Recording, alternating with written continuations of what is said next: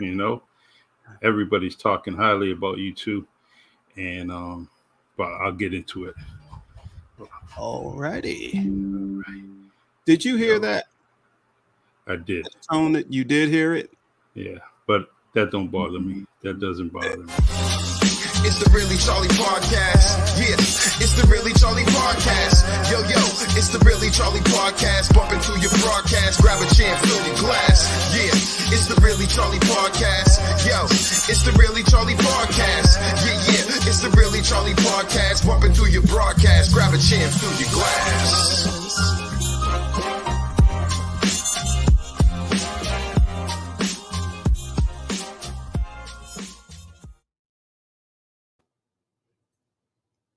Charlie, you stopped the music. Hey, welcome to the Really Charlie Podcast. I got two beautiful guests, and I can't wait to start chopping it up. You know, I was on Spotify listening to a couple of your episodes. You definitely have a fan in me. I'm going to make this a daily thing, weekly thing with me as far as going on Fireside or Spotify and just listening to you two go back and forth, because it kind of reminds me of my own house. All right. Okay, that sounds good. All right. Let's go. I'm going to introduce my two guests. Tony Cox. Well, sorry, that's Jill's name. I know. Off on the wrong foot, listen, Charlie. I know she's definitely right all the time. I mean, you're always right all the time. You know, this is Tony Cordova and Jill Cox-Cordova. All right, you got it. In there. I am truly happy to have y'all on board. And it took a while, but I had my daughter got pregnant, and then she had my newest grandchild. So congratulations. It kept us busy for a little bit. So, and it also delayed quite a few things in my life, including the podcasting. So, well, family's important. Yes, it is. I was kind of in my car earlier today, just laughing at different things that y'all were talking about. And the one thing that was interesting with me was writer, the title of writer, and the title of poet. Tony, I think you are a writer. Is that the episode we're talking about? All right. So, well, that's one of them. You know, I got the two episodes, and both of them I liked. So you actually, with both episodes, you both got 10 stars, because 5 and 5. I really enjoyed it. I like your math. I like your math too.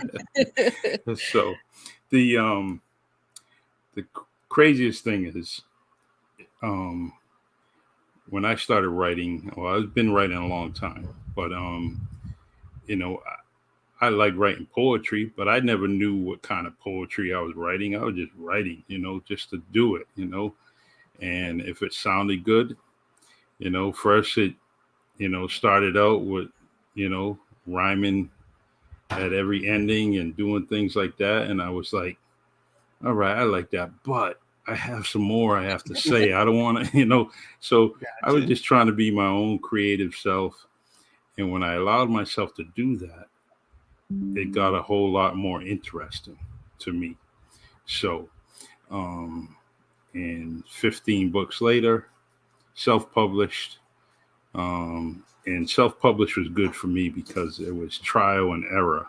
I made some mistakes. I submitted the manuscript wrong. I gave the wrong draft. I did, so many things I was doing, Okay. Then to decide how many pages do I write. I heard you say something about 70 poems. I was like going below that, above it. I didn't know. So finally I just said, I'm going to submit it. And it is what it is, Well, when it's done, it's done. Mm-hmm. Well, I also want to go back into one of your podcasts where you were talking about that, sort of that pre-meeting time or meeting date, or is it a date? We are talking about the Meeting date. Mm, all So, right.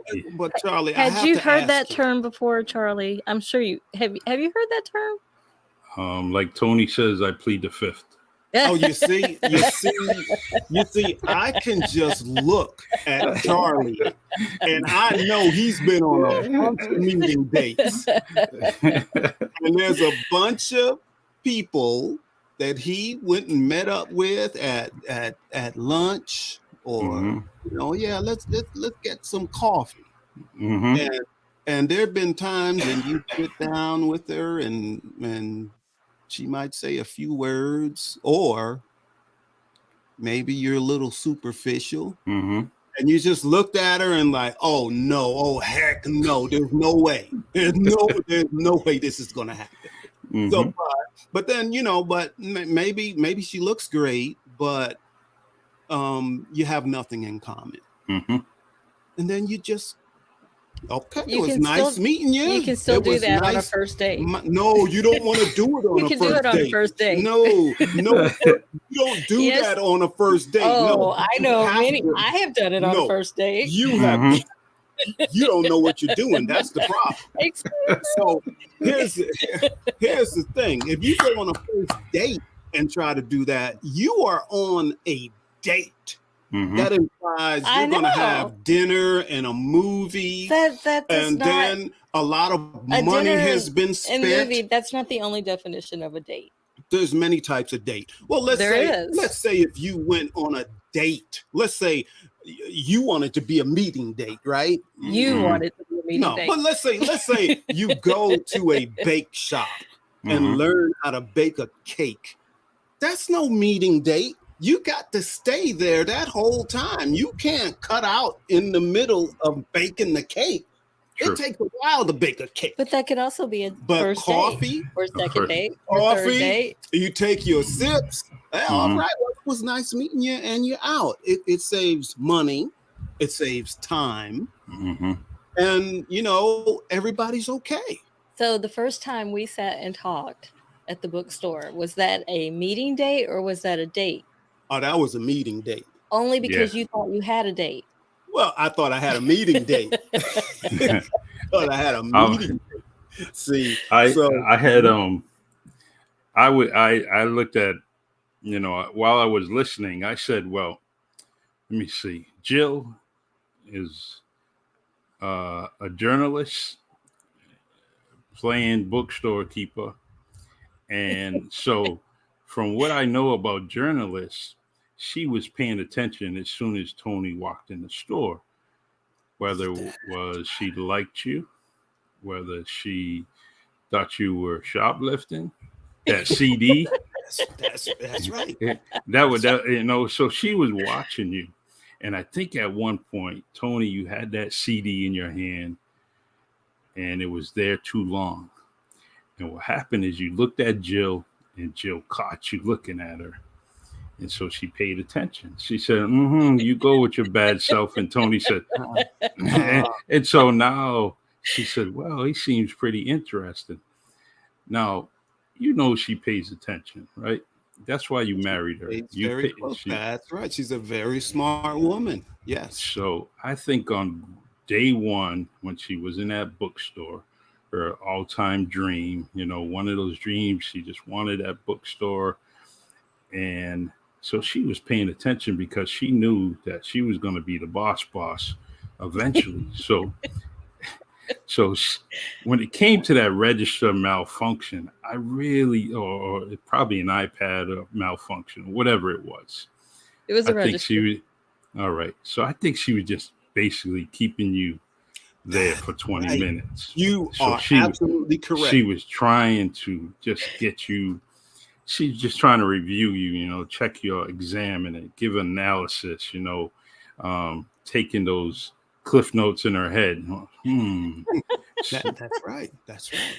And I was doing that, but only because I thought he was a mystery shopper. Oh, okay. That's It So was do only you- when he came back So the following week that I'm like, oh, I remember you. You found out what the mystery was later. all right, so Yes, I What the did. I mystery did. was. I Yes. sure did. so when you met the Cox family, you was called the mystery shopper. That's what you were introduced as, the mystery shopper. I don't know. I never asked that question. No, Bill. You were the guy from the bookstore. All right, the I guy think from the you bookstore. introduced me as the man of your dreams. That's Mhm. what I think you No, did. no. All Sorry, right, no. that was. I don't know who. I don't know who selected the subjects for your podcast, your show, but it's definitely good conversation pieces. And so keep on, that same agenda, that same conversations, because it had me going. I mean, I didn't stop listening to from A to Z. I just kept listening. And Well, thank it was you. Yeah. and then Thank you very much. and then Tony said he was a poet. And then I was like, well, am I a poet or am I a writer? So I was trying to analyze what I was. So I said, all right, let me see. Yeah, Go ahead. What did you decide? Are you a poet or you're a writer? Well, to get to poetry, I have to write it. So I said, well, all right, I'll be a writer, but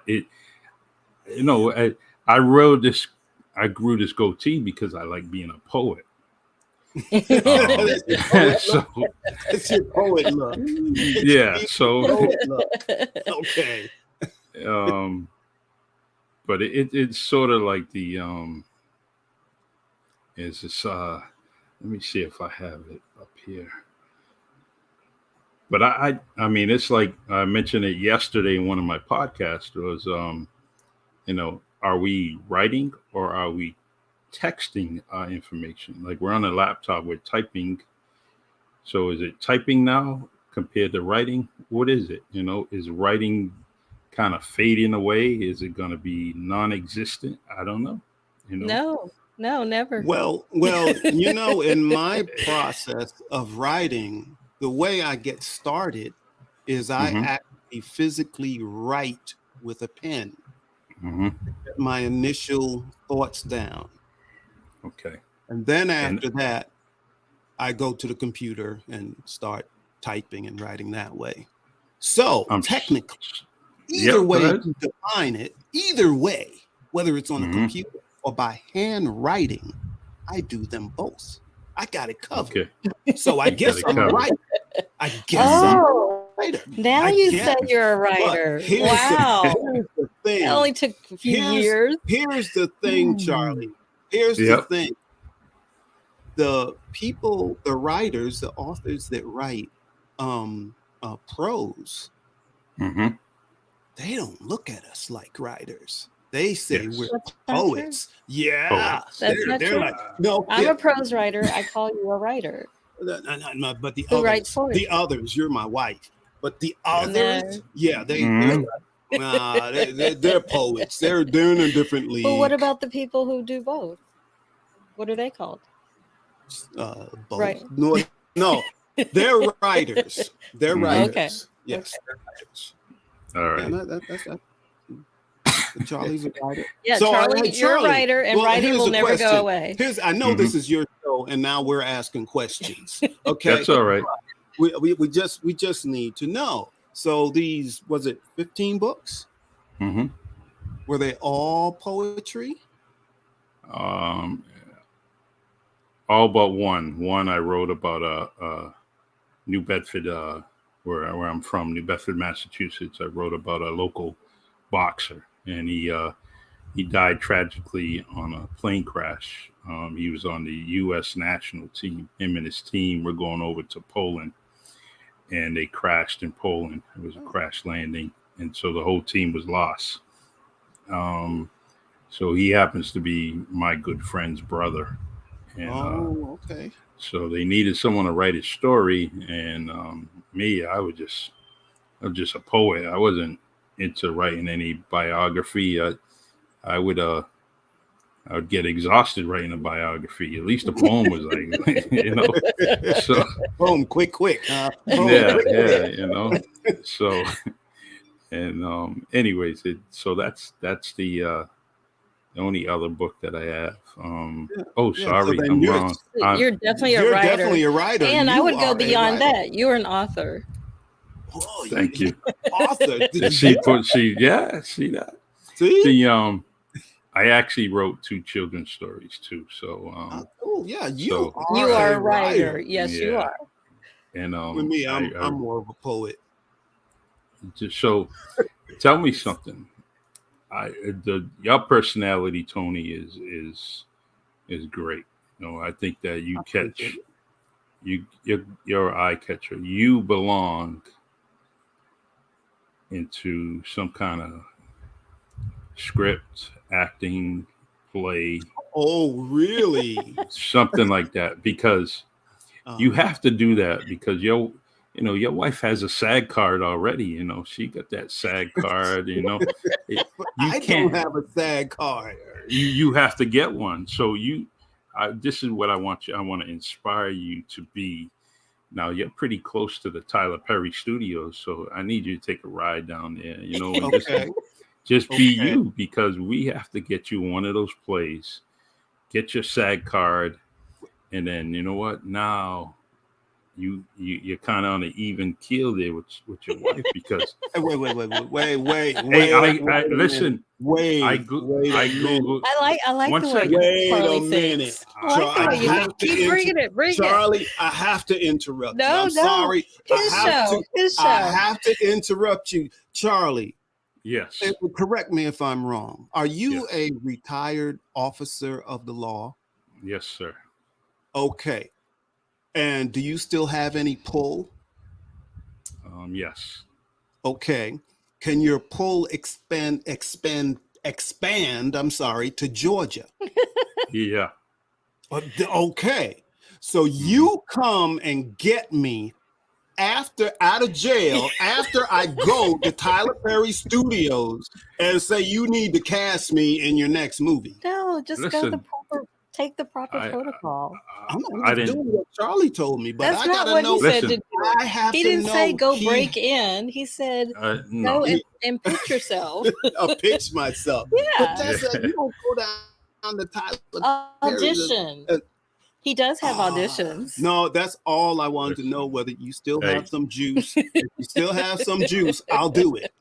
I'll do it. I'll how to audition. I have a lot of family. I have acted before though. You have? Charlie, you haven't seen me in that role. It was No? I haven't either. I was in a what was I in the 6th grade? So I was going to Fifth say grade. elementary I was school. in the 5th grade, and I had the leading role in a musical. Yet I cannot sing. But you can dance. Yeah. All I remember about that play is, have you ever gone to see Uncle Joe? Uncle Joe. Oh my Have goodness. you ever gone to see Uncle Joe? Have you? Yeah. That's all I can remember. Was that your audition? That was. Hey, send that to Tyler Perry. I will. Send it to Tyler Perry and say, look, you really need this guy to act for you in one of your films. I'm gonna have to talk to him, and I think I don't have to alter my last name whatsoever. I can just go in there. I may use a line from Charlie Wilson and say, "Hey, I'm Uncle Charlie." That's That's a good one. That's good. That'll work. So we'll definitely do that.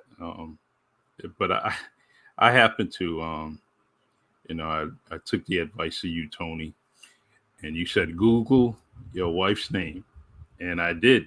Oh boy. And I was like, whoa, this dude got a first-round draft pick, man. He's like, and all he did was go to the bookstore to buy a CD. That's what I got. Hey, that's what I got. That's all I had to do. All right. So But hey, but Charlie, but you know, at that time, if you Googled me, there was nothing. There was absolutely nothing. Yeah, he was completely off the grid. But I'm You're on the come up. I'm on the Rising come up now. That's I've it. been holding on to her skirt. Even though she's only 4'11", I've been holding on to the skirt and she pulling me up. I'm on the come up. And now double tied it and everything. We're going to be big stars now. That's big right. stars. Yeah, She's going to give a we word. Sure are. Tyler Perry. Tyler. That's right. Yeah, Tyler. We got to be on first name basis. What do people call him that know him closely? You know, his close friends. Did they call him Tyler? What did Jill? What did they? See, I'm not one of his close friends. If I was his close friend and relative, you know, I'll keep him on point. You know, and I occasionally I'll call him Medea. You know, I'll just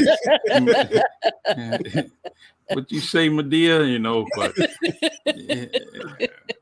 so that would be me, and he would probably say, "Really, Charlie?" You know, he would. Really? Yeah, right. Really.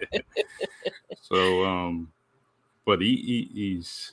I'm very proud of him because you know the last name he's put out there, the creativity, the artistry this man has, you know, and where he started from in Louisiana, you know, and we all know that where the black folks live in Louisiana is kind of little, you know, challenging at times, you know, especially back then. So the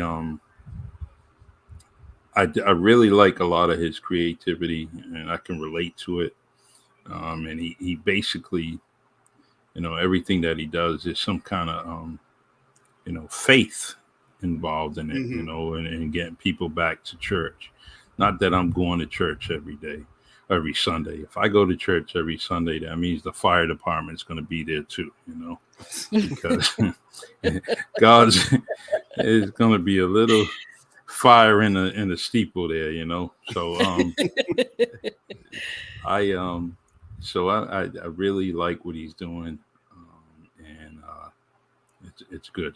And especially, I mean, he's there in your state, you know, in Georgia, doing some good things. He really is. He's quite the yes. I can't say philanthropist. Philanthropist. Yeah. See, if the words get past A, B, C, D, I'm gonna struggle with it. You know. So, you know, the what I like about it is that he would very easily probably view something that you're doing, I'm doing, and say, you know what, I want that person in my next project. You know, he's grabbed people from little known places and made them stars. You know, I actually, you know, I can relate with, you know, was it Curtis Payne? You know, we sort of look like each other at the same keg down here, you know. We have a gap in our teeth, you know, so I could fit right in the House of Pain, you know. So you trying to take the man's job. No, listen, you're right there. You're right there, you know. I'm just on the other side of the couch, you know. Do you do stand-up comedy? No, I wish I did, you know. You should try. Like, I mean, because you're really funny. Well, my friends are actually from the radio station that I host. You know, I host a show there. We're actually doing our first we call it First Night. It's a comedy session. We do it every month. You know, we fundraise. It got to pay the bills. So the owner of the station gets a lot of local artists and some well-known people, and he puts on a comedy show. And that's excellent. And but I would never ever. I got probably one good joke, and that's it. You know, I'd probably say it, and then I would leave. You know. You could say tell that- that one joke over and over again. Mhm. That would Say be that's funny. That would be funny. funny. Mhm. Yeah. Just over and over and over again. Say it fast. Say it slow. Yeah. Say Mhm. it, act. That's it. Then you could act like you forgot the joke. Yeah. See, right in the middle of you said the joke about 10 times already. Mhm. Yeah. How'd that go now? Then Mhm. the audience start telling you how the joke goes. Mhm. So I think you should run. He just gave you a whole act. I gave you a whole Yeah. act. Run with that one joke. I will. Run with it. Do it. I mean, Is come the on, we're exit- rooting for you. We are. And you said it's on the radio, right? Yeah. We'll There's tune actually. in. That was, yes. We'll tune in. You just let us know when you're Mhm. going to do your one joke over and over again. I And sure we'll will. be there. We'll be All there. right. We will. But serious, we don't want you to do your one joke once. Do your joke, do it again. Different speed, maybe a different cadence each time you do it, and then you just act like you forgot the joke. See that? Yeah, I know how you can get your SAG card. You can get it you could be a director, a producer, or an agent, and you're all set, man. An agent won't get one. But that's the way my mind works, because I've worked for myself just about my entire life. So my mind is always thinking, okay, which other way can we get this done? So what do we have? What do we have to work with? How can we get it done? You have one joke. How do we make that work? That's how my mind works. True. So, yeah. I was very impressed with that you were always your own boss, and that's that's outstanding. Never mind, the novel that's coming. If your novel is probably going to be here, February 29th? My novel? He said Are you talking about February mine? He said February 29th. February 29th? Yeah. Well. I haven't written 15 books, No. but I've written one book of poetry that deals with racism and the caste system in the United States. But I've also written 7 chapters of a novel, which I haven't gotten back to yet. So you probably have 8 more to go. Yeah, about that. Yeah. The only reason I stopped is because it was going to end up being 60 chapters. I was like, oh, this isn't working. Cut this down a little bit. I'm the chop Can queen. you give me a title? A title of your novel? My novel or my poetry just book? the poetry book I'm going to buy, because that's going to be on my shelf. When that comes out, I will let you know. Yes, all right. but it's not out yet. It's manuscript. Right. But the title of the novel I was writing is "Hero Behind the Veil," and it takes place in Long Island, New York. The young man, what was this? Michael Allen West, but he has special gifts. So he can see the future. He knows things that are going to happen. And he foresees his parents' death. He started seeing it when he was like 4 years old. And then when he was about 12, it happened. Both his parents were killed in a car wreck. Wow. And then the story continues there about his gifts. I just want to go on the record and say that you started writing that after I tricked you into writing prose. Yeah. I did hear that episode? I did it. I sure did. Yeah, she did trick me. I did. I did what I had to do. I didn't have a clue. I didn't have a clue. She's smarter than me. Well, I remember hearing. No. Wait, I'm going to prove it. I'm going to prove how much smarter she is than me. So about 4 years ago, maybe 4.5 years ago, Jill comes to me and she says, "Hey, Tony, I'm not very technical, but I want to do a podcast. Can you, research the equipment and get the equipment?" Yeah, sure, no problem. So I researched the equipment. I started buying equipment. I got all this equipment here and everything. And then I say, Jill, what's a podcast? Yeah. I didn't know what a podcast was. I'm buying equipment. But once she told me, I was like,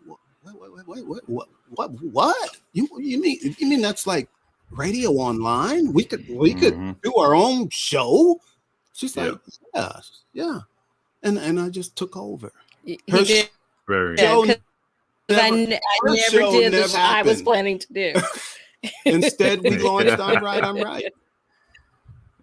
I'm like you, Charlie. You and we're a lot alike. I love radio. I was that kid under the blankets, listening to the radio, the transistor radio, when I was supposed to be asleep. And remember the little earbuds you could put in your transit? Yes. I have it plugged in, and I'm listening under the covers, because the show I like the most came on at, like, I don't know, 10 or 11 o'clock at night on a school night. But I'm listening. And it never. Oh, I'm sorry. I didn't mean to cut you off. No, it's all right. Your show. The owner of the radio station, we're the same age. So I would see him at school, high school, and then he would go on the radio, and then he would play all our favorite music, has to be R&B, and he was playing it. And, but that's the only time I could listen to the station was late at night, just before we went to bed. And so at that particular time, I was living, me and my dad were staying with my grandmother.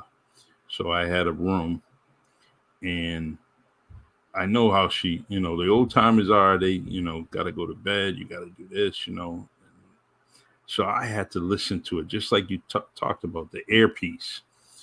Well, I didn't have that right away, so I had this little radio, and I put the volume up just to 1. It was on the number 1. You remember that number 1, right? That's right. So, and I could barely hear it. I mean, it was on my nightstand, and then my bed was right there. And I was wondering, my grandmother would always say, turn that radio off. Turn that radio off. I can hear that music. So it's at 1, and I could barely hear it. I'm like, so for years, I was like, man, this lady, God forgive me, but she act like a witch. But maybe she was a witch, because she knew when my radio was on. But guess what? She knew that my radio was on because of the little red light. Oh.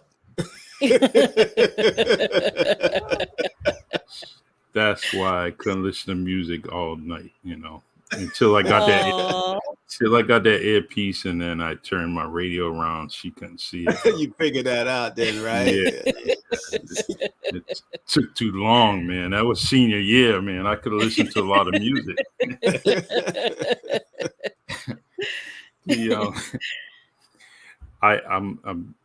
I mean, your podcast is, I made sure that I got on every kind of social media that you're on. I got introduced to Fireside through you because I didn't know about it. And it seems pretty interesting that I think that might be another platform that I kind of reach out to and try to get my stuff on there, because, I mean, after... we could definitely recommend you to be a creator, because you would be fantastic on there. Thank you. That means a lot, because sometimes it goes faster when you have a recommendation. Yeah, nice. So we'd be happy to do that. But you won't have a problem. Like you'll be in just like that. But we could expedite the process for you. I love it, and then we'll come on your show there. Yeah, that would be fun. Yeah, that would be real. That would be real nice. That would be nice. I love it. Let me see. I'm gonna try to think of a question, sort of like writer, poet, but we're gonna try something different. Let me see if I have it. All right, I'm gonna put it in the comment section, right? Okay. And you can take either side of it. All right, is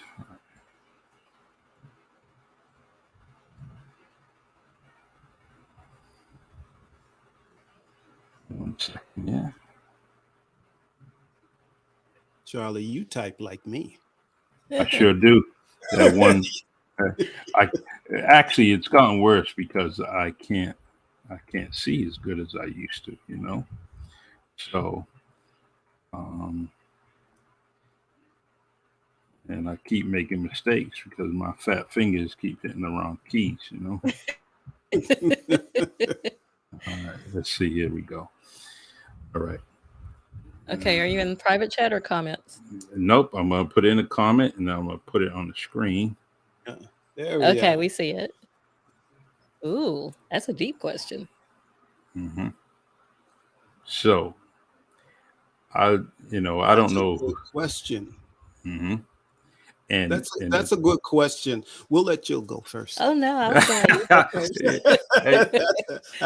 That's a real you should good go question. Well, let's see. Is life decided by fate type or faith? faith. Mm-hmm. Well, that is really a good It question. really is. Mm-hmm. But I'm thinking about it. So faith is what you have when you believe in something that you can't see, you can't prove that it exists. Mm-hmm. That's kind of faith. So you have faith that either something will happen or something won't happen, or that everything will turn out good in life. True. So, but at the same time, we can be fated for a certain destiny. Mm-hmm. Okay. So I'll use me for an example. I never wanted to be in the public eye. Okay. And I know that's hard to believe, but I didn't. I never wanted to be in the public eye. And now we're all over the place. Okay. Mm-hmm. But so that has happened. So that is part of fate. This is Mm-hmm. what I was supposed to do. Now, for me to continue, I have to believe that I have to have faith that I was put in this direction for a specific reason. Now, I may not know what that is. I may not Mm-hmm. know what I say or do, or my poetry will affect people or even change what happens in this world. But I have to have faith that I'm doing the right thing. Mm-hmm. And it was my fate to do this. Wow. So I believe it's both. They work hand in hand. You can't have one without the other. Awesome. I like that. Love that answer. All right. Thank you. Jill, you're on. Why, thank you. Well, my answer is similar, but I get there in a different way. To me, life is the result of living. You know, we have to live each moment, each day that we're here on this earth. And our actions, or at least in my case, every action I take, I have faith in it. I feel that when something is laid upon my heart to do, that's faith. That's my faith, believing that. But I do believe that we are also predestined to do things. I don't think it's a coincidence that any of us, when we're children and we exhibit certain talents and gifts, and whether we stick with it or we don't, I don't believe in coincidence. I don't believe that when I was 5 years old and started writing and talking to the tourists in the national park where I grew up, and turning that into stories, I believe that I was predestined to write other people's stories. So, Nice. so I had faith that I was supposed to be a journalist. So I had somewhat of an internal dilemma when that industry started affecting my health. It became too stressful for me. So, but I had faith that that experience set me up to do more things. So I was able to take other steps because I had faith in those steps. So Awesome. I too believe that you can't have one without the other. I think we're predestined to be who we are, and we have to have faith in the things that we decide to do, because we all still have free will Mhm. as well. But when something is really laid upon your heart to do, to me that's what you're supposed to do. And it's your free will of whether you're like, but I don't understand why I would do that and not do it, Mhm. until it keeps coming back, like Awesome. doing this show. Like my whole journalism career, I was behind the scenes on purpose. Mhm. And so, when he came along and said, we should do a show together. And I was a very private person. Like, what do you mean you want to do a show where we talk about our marriage? We have a really good Mhm. marriage. But what do Yeah. you mean you want to share everything that we think? Like what? And so he had to really talk me into doing that. And then when Fireside came along, I went kicking and screaming of being on camera, Mhm. because I was so conditioned to be behind the scenes, and that's where I'm comfortable. So, but by faith, I know everything that I try to do. I know that I'm taking a leap of faith.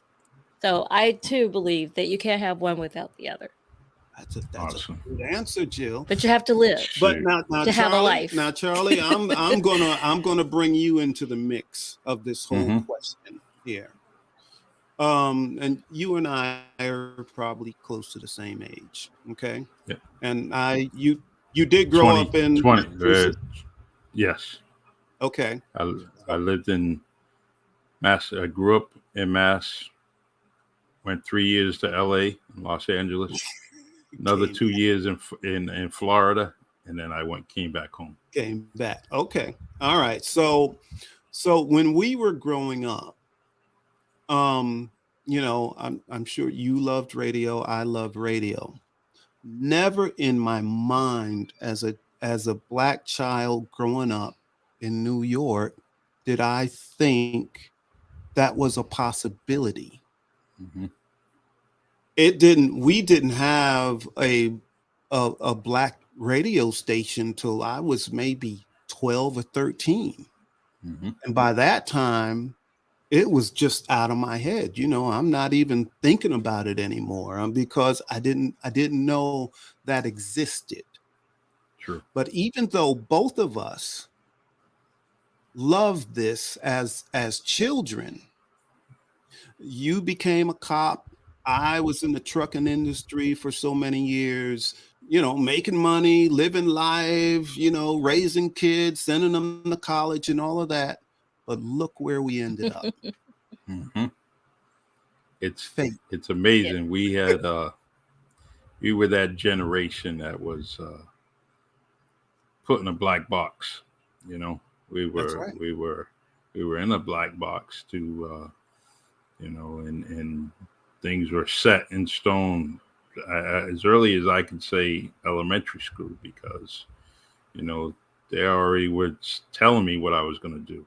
And That's in this right. area, in this area, there was a lot of textile mills. So you were going to go to high school. There was no thinking of college. It was to the high school. And actually, a lot of men had quit school at 16 to go Hmm. to work to help out with the family. So, Right. it was a lot of that. A lot of my friends uh, were street pharmacists, and Hmm. Hmm. did whatever they had to, And so what I'm getting at is that we were put in a black box. And when I didn't really get I mean, I got a little sprinkle of black radio, that couple of hours that we were listening on Sunday night, but black radio really wasn't introduced to me until the 6th grade, 7th grade when I moved to LA. Now, okay. What was it? Man, no, I'm not even I don't want to mess it up. But the thing was that was constant. That was like, as soon as I was going to school, I could put the radio on. I mean, it was, I wasn't used to that. I got a culture shock, Now, if you're familiar with the Samoan people from Samoa, yes, I am. I made a mistake calling them Hawaiian, and that was it. And I'm sorry, everybody was, I mean, just Samoan people are some unbelievable athletes, and we happen to be on the football field. So I thought I was pretty fast, Man, that dude caught me. He was 6'3", about a good 270. He caught me. I mean, within 20 yards, and I was like, and he gave me a history lesson, and I was very, very happy that he gave me that history lesson, because I said I would never make that mistake again, So, the reason why I bring up this question is this question, or these two words, was a title of a poem that my father wrote. Oh. And, so I don't have an original copy any longer because it's been lost. So over the years, I've always tried to kind of, replicate it, come pretty close to what he was thinking. And I only had different pieces of it. So what I try to do is get this question, if it comes up, usually with a writer, poet, whatever, author, I bring this question up because I want to get their feedback and how they feel. Because eventually I'm going to take what I remember and kind of create something for, in memory of my father, who passed away in 1992. Great. And I didn't know he wrote until I was 15. Mm-hmm. And then he seen me writing, and then he says, "You write?" He said, "I do too." And he pulled out a bunch of stuff, and things were kind of, it was a conversation piece, because my dad was a Rolling Stone, he had kids everywhere. And so I gave him an opportunity to be dad when I was 15. And just want to say hello to my teammate, Jack. Jack's on the comment section. He's a great dude. Jack, what's up? He was a great lineman. He opened the hole up for everybody, He definitely was going to get a first down or a touchdown with Jack blocking for you. So anyways, so I asked you that question just to get your little, get your mind, your thought process and how you felt about these two words. And then eventually later on, I'm going to try to write something that's probably going to be pretty lengthy, only because it's deep, it's real deep, and it can put me in a lot of directions. So I definitely want to make sure that I do it some justice. Oh, I love that idea. Cool. That's phenomenal. I love that idea. So, so you have the Fireside app, right? Yes, I do. Okay, so this is my idea. Mm-hmm. I have another show that just launched. I've done 2 episodes already. Poetic People Fighting Racism. And I want people to come onto the show, and whether it's poetry or music or singing, singing, any talent they have. Maybe they play the saxophone and they wrote something on how they feel about living in this country, and racism and all of that. So I know that fate or faith can also apply to how we live in this country. And the question applies very well. So when you finish the poem, let me know, and I'd love it if you read it on my show. I sure will. And what's going to happen, I appreciate that. What's probably going to happen is something's going to trigger it. Like this conversation that we just had about it is going to trigger something. So I may wake up tomorrow morning and just start writing. And the one thing is, once I get in that zone, all of a sudden it comes through. It comes so easy, you know. And, like to Tony, you mentioned about, you know, writing and how writing comes easy. You can write it. You can write poetry. And you mentioned something about 70 poems, and I can write a book every month because I'm so deep into so many things that I get involved in. And the only way I can kind of ease my mind or look at some solutions, I start writing or typing. And it's every day. It's my daily dose, as I call it. Excellent. Oh, I love that. Yeah. So it just, so I could do it. I can write constantly. Cool. And so, Jack, but wrote that he could play the trumpet. Oh man! yeah. All right, we're gonna have Jack there. We're gonna have you there. Now, I can bang on some drums. And That's all I can do. I have a keyboard. I We bang. can have our own band. See that? I'm not a real drummer. I just bang That's it. on them. Do it. So we'll put this together. It'll be Listen, cool. But any man I'm from really New York's definitely got some musical notes to him. You know, you can do it. Say everybody was in a band in New York, right? Hey. Gotta get some lunch money, right? gotta get that lunch money before you get on the bus, before you get on the subway. You know, Jack is he's my one friend that I remember. Actually, the only friend that I know of that was a Houston Oilers fan, and now he's a Tennessee Titan fan. Right. I have, and so he's a good dude. And when they say that there's fair weather fans, it's definitely not this dude, man. He's definitely seen the good, bad, and ugly of the Titans, you know. But I actually want to tell you once again that I'm going to continue to support both of you and all that you do. I'm definitely going to be trolling, as I tell all my guests. I'm going to troll everything that you have. So if you're getting some notifications or something, or you're getting tagged in something that's, oh my God, you know, really, Charlie? You know, you can say that. But, and if you do it, just record it and then send it to me, and then I can use it in one of the commercials, you know. So,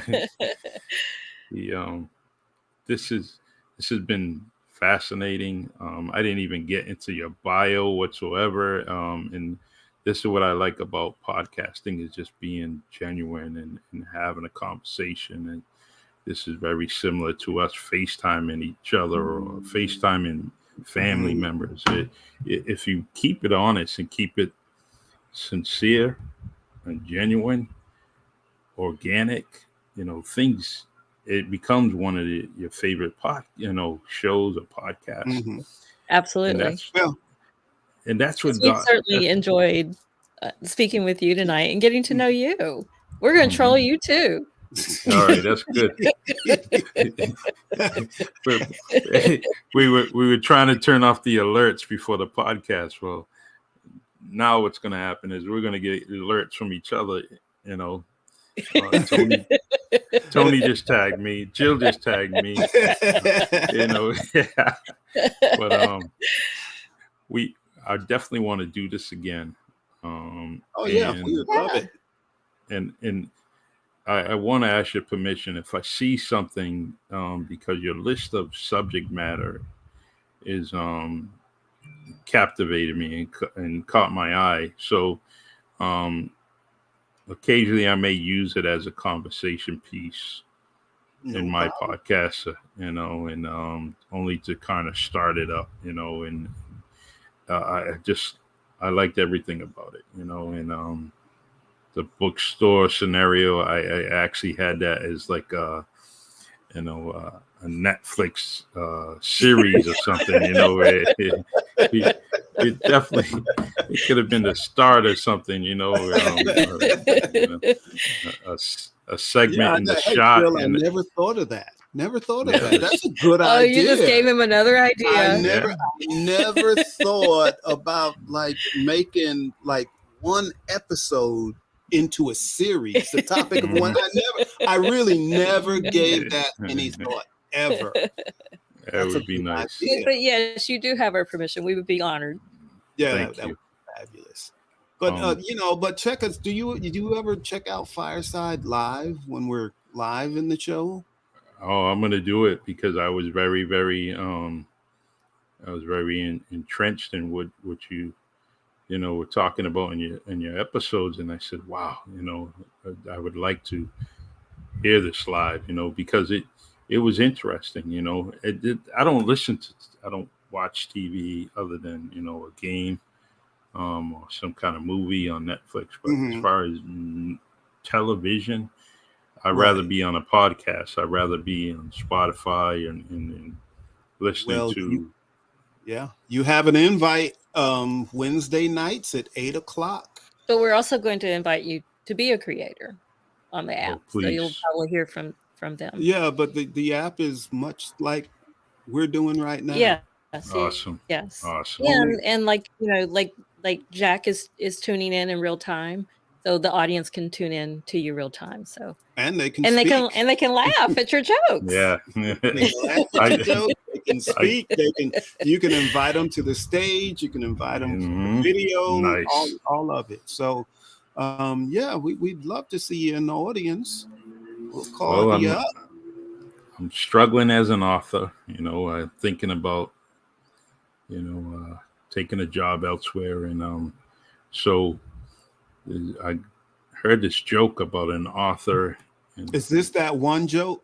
No. The one joke I have, it's not made for it's not made for the Really Charlie podcast. We are a family show. Okay. But it's a cop joke, and it's really, oh man, it's crazy. Anyways, so there's one thing that a pizza delivery guy can do that an author can't do. A pizza delivery guy could feed a family of 4 every day. Yeah, so, you know, we can't. We're struggling, man. I was like, oh, let me right. And poets are worse. Poets can't feed anybody. They can't even feed themselves.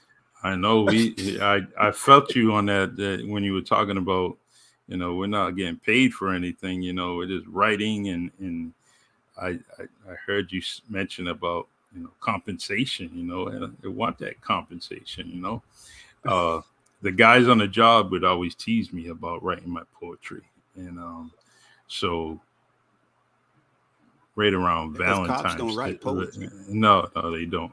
They what's it? They test a lie. Well, so right around Valentine's Day, they knew I was right around that time. I wrote it was my first book, and they teased me, "Hey Charlie, can you write me some poetry for Valentine's Day?" I said, "Yeah." It'll be $1.99.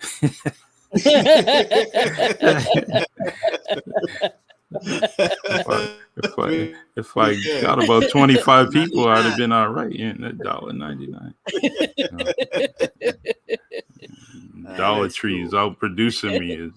Dollar Tree, you can go get a card, but that's right. You can get 3 cards for a few bucks. Yeah. Oh, man.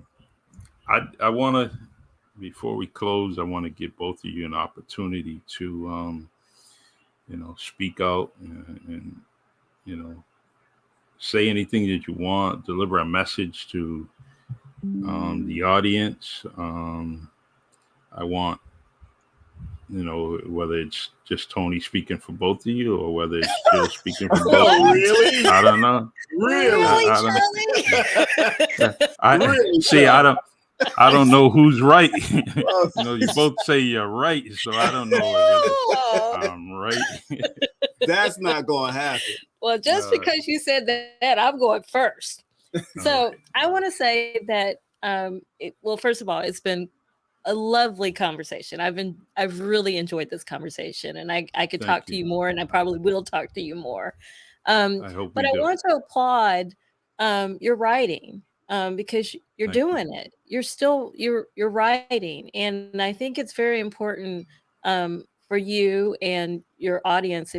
I think we all have stories, but I think only some of us should have the skills and the talents to write it. Right. Mm-hmm. And you can always learn how to, better craft stories and things like that. But I think with you, keep going. Thank you. Because one day it will pay off. All of those books. You'll have a whole, a bunch of books for people to buy at once, So I just want to encourage you to keep going. And if there are people in the audience who have written books, keep going, because your voice especially you, Charlie, your voice needs to be heard, literally and on paper. And so I hope that you don't silence yourself and stop writing. So don't do that. Just keep going. No, I believe it or not, a teacher stopped me from writing. I believe it. And then a teacher encouraged me to write. When I was well out of school, I was actually a police officer, and I was working in a middle school as a school resource officer. And the teacher encouraged me to write. So I got both sides of it, and I can't mention what teacher discouraged me, but because too many people know who she is, and I really didn't want to say that pronoun she, because they may know who it is now, but end result is that it produced my first book. So and Tony, I know you always have something to say, and I want you. I may surprise you in what I say. As a writer, or as a writer or a poet. Well, yeah, I'm coming from that direction. But what I'm going to say is, what Jill just said to you is what Jill does. She encourages people to write, and she does a really good job of it. She is very encouraging. She encouraged me. I probably wouldn't be where I am now if it wasn't for Jill encouraging me, and I love her for it. Yeah. So that's. But I'm sincere when I say that. I really mean it. I agree. But did you have to say you were sincere? Yes, because some people think that if you just give compliments all the time, that you're just finding something nice. No, to this say. is specifically for writing. Okay. Well, I just want to say I'm sincere. A whole lot of compliments on other stuff.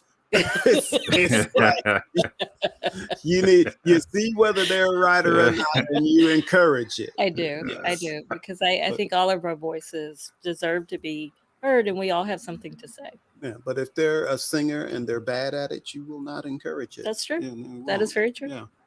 Tony, don't be hard on yourself. I really like your singing, Actually, you did a pretty good job, That's why you was the leading role in the 5th grade, You was definitely doing your thing. Well, let me tell you how I ended up being the lead. I know you need to close out the show, but my friend and I decided that if we tried out for the play, we could get out of class. So, but we were the only ones that tried out, so we got the roles. Man, and still had to do the work in class. So it you still had to do the work? Oh, yeah. That's you know, kids, we weren't so bright. Hey, if you couldn't make it in New York, that concrete jungle, man, you couldn't make it anywhere. I'm proud of you. At 5th grade, you were already ready, ready for the world. I was ready. I was ready for Broadway. That's what I was ready for. Tell me something, Tony. Was that did you impress Jill with that CD that you had in hand in the bookstore? And what was it? No. I was always, no. He did not. Because I wanted to know why he bought music in a bookstore. Like, do you read? Like, Not impress her with that. That was probably the only thing that didn't impress her. Is that I had a CD. I was buying CDs in the bookstore. How many times did you go to a certain end cap in the store? That well, you only got a CD, and I don't know how many times did you circle around the bookstore.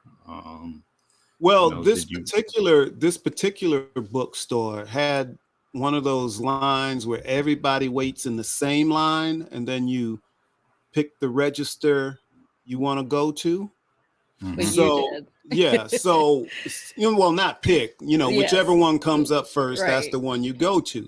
But if I got up to line, up to my turn and it wasn't going to Jill's register, I would tell the person, "Oh, you can go ahead of me. I'm looking at these bookmarks. I'm looking at the bookmarks here. You can go ahead and head of me." So I'd wait till it was grabbing the sweetest fish at the counter. That's right. But that's I was a single man then, and that's a single man thing, and especially that I've traveled all over the country. There's two things I knew I needed to do if I wanted to meet a woman. One, make sure they know I'm a regular. Not a stalker, because we had stalkers. But number two, which is probably the most important, when you get to the store, you look at every cashier and you figure out which one is married, which one is not. You look at I never told Jill this before. So you look at every cashier. That's going to be our next episode. Hey, plead the fifth. And then you make sure you get in line with the one you like. And then you start up conversation like if you're on a podcast. Well, that's it. I'm married with grown children too, so I get that. I do. But there's one thing I learned also was you said to look at the name tag, and so you spotted her name as Jill. But what if her name was like Baba Tunde? Would you? Would you be able to? I would have asked her, instead of trying to pronounce the name, I would have asked her, "How do I pronounce your name?" So I don't screw it up. Yeah. And then I could say something like, "Oh, can you say that a little slower?" Yeah. What? A little slower. Can you say that a little slower? Because so I want to make sure I have it right, and you be. Actually, we are joking, but Baba Tunde is a friend of mine. That's Why are you using your friend as an example? Because it was the longest name I've ever seen. It's an African name, and it was like, I'm on my kitchen table right now, but if I put all his names together, it'll probably reach midpoint. I mean, and I never seen two Z's in one name. You know, he had you other than like Buzzy or something like that. You know, it's Lizzie or something like that. But he had two Z's and many names. You know, and it's just crazy. You know, but anyways. I am so happy that I had you two on this podcast, and it was great fun. I really enjoyed it. Yes. Yeah. Continue to inspire me, and you know I'm definitely paying attention to everything that you're doing. I'm going to follow your platforms. I really didn't give anything on your bio, but all I want to say, everyone listening, that these are two wonderful people. And they both have, you know, they both go by the title "I'm Right, I'm Right." I'm right. That's right. Oh, we didn't give them that. What's the name of our show, Jill? I'm Right. I'm Right. I'm Right. Okay. Yeah. I love it. I am. It's it's very, very, very, very good, and I'm privileged. I got to praise God for having me. Get to know you guys through this podcast. And I'm actually, was it Kim Conroy? Yes. Kim told me to reach out to you. And what I want you to do is I want you two to give me a name. Who would you like to see on the Really Charlie podcast? Oh, I have lots of names. So now I want you to think about it, you know, and you know, when you have a chance, send me an email. I'll send you names tonight. I have somebody, and his name is also Charlie. Oh, nice. So that would be like a law firm, Charlie and Charlie. You know. Yes, that's right. But be ready for Charlie. We will send you some names. I will. That's gonna be great. That's work. So this is great. All right. Thank you. All right. I'm gonna miss you, and I hope to see you on Fireside. At least come. Oh, you will. So you will. And audience. Well, I'm commenting or calling in, whatever, how it's done. I'm gonna kind of get familiar with that. I'll definitely pay attention. And it's gonna say Really Charlie, so you're gonna know it's me. You know, I'm gonna definitely do what I have to for you and support you. And actually share everything, every episode that you both, you know, bring to the airwaves. I will share it, and you know, I'm not as famous. We'll do the same for you. Yeah, please do, because you know, I'm struggling. I'm trying to get a few hundred more. You know, you guys are on the 1,000 range. You know, got so many followers. Like, you know, well, we're working on it. We're working on it. I'll be happy to share it to all of my platforms. I have decided to embrace social media. So I'm getting into it now. So hopefully we can increase some things. Yeah, we should be start doing reels. Jill doesn't want me to tell that. No, not yet. All right.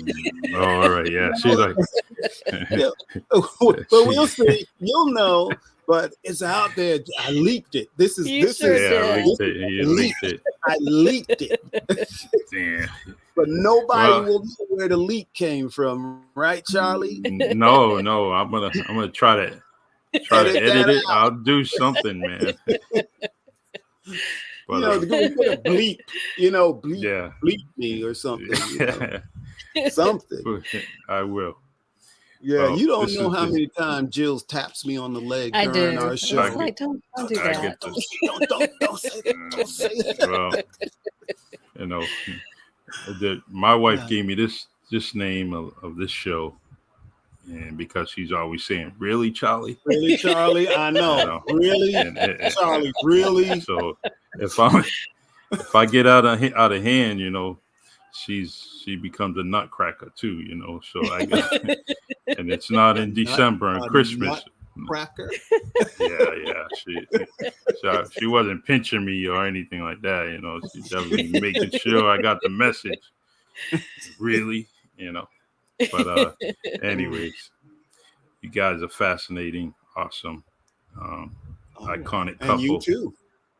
And thanks for the friendship, because I think that a friendship can be built upon just in one conversation. And we Absolutely. Yep, Yes. sure can. Yes. Yep. So, Yes. all I right. definitely feel connected to you. Thank you. You guys are great.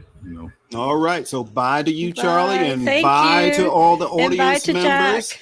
And I say this at the end of every episode. I love you all. Really, Charlie. I love you both. I love you too. And you both are right. Thank you.